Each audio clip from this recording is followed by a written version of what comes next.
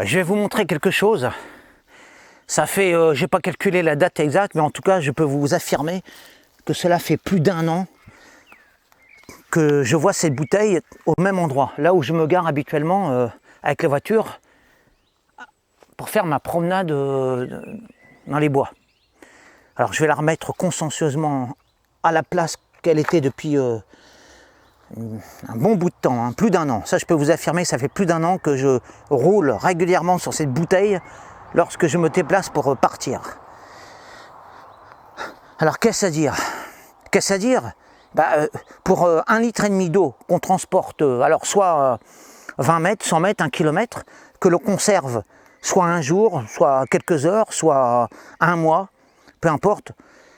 Le résultat, c'est que après vous avez le déchet qui... Alors là, bon, je ne dis pas qu'il pollue vraiment la terre, disons qu'il pollue visuellement. C'est une pollution esthétique. Et à long terme, alors ça, bien sûr, ça, je pense que ça va polluer la terre, hein, avec le terreau, la faune, la flore, etc. L'air aussi, hein, l'oxygène, ça va se dégrader en plusieurs parties, hein, parce qu'évidemment, ça c'est hautement polluant à long terme, hein, ce genre de plastique-là, hein, même si c'est pour la consommation humaine, et même, je dirais même plus, c'est d'autant plus grave que c'est pour la consommation humaine. Alors pourquoi ne choisit-on pas des systèmes de transport d'eau avec un récipient non jetable, un récipient réutilisable à l'infini, quasi à l'infini, comme soit des bouteilles de verre ou alors un plastique réutilisable, voilà, qui permettrait de s'approvisionner à une cuve et puis l'on paierait au magasin le nombre de litres d'eau selon la quantité, quoi. Ce serait tellement plus économique, plus sage, hein. Alors je viens de faire juste un calcul, hein. Depuis l'ère industrielle, au bas mot, j'ai calculé que, au bas mot vraiment, hein, depuis l'ère industrielle, il y a eu, là nous sommes 8 milliards sur Terre. Allez, grosso modo, dans toute sa vie, un être humain consomme 10 bouteilles dans sa vie. Alors vous faites la multiplication déjà, actuellement, ça fait déjà 1000 milliards de bouteilles. Et ça fait 100 millions de tonnes, si on, grosso modo, si ça fait 100 grammes pour une bouteille. Alors imaginez depuis 1 siècle et demi ce que ça représente, enfin depuis l'ère du plastique. Imaginez les montagnes de plastique qu'on a fabriquées, un grand renfort d'énergie, alors d'énergie humaine, d'énergie fossile, avec le pétrole, etc., juste pour transporter ce liquide, une infime partie de liquide, une once, 1,5 litre, c'est rien, et on pollue pendant des décennies, voire des siècles, juste pour transporter cette goutte d'eau que vous allez consommer de manière tout à fait désinvolte.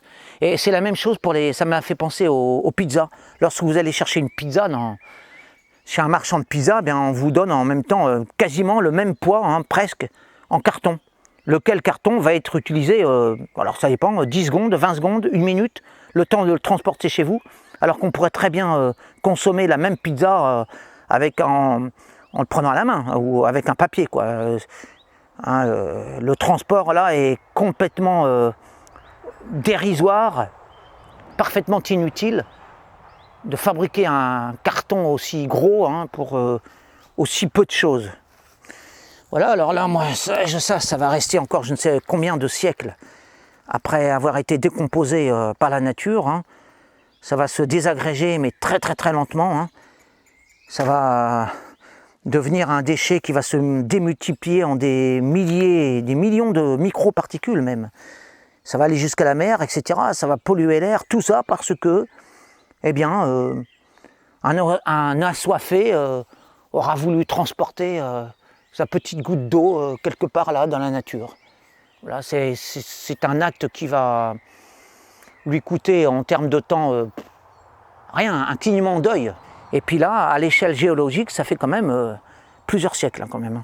Ça va rester plusieurs siècles. Voilà, donc alors moi je ne suis pas particulièrement écolo, je suis même anti-écolo, mais là, je suis obligé d'admettre que nous sommes devant une totale aberration.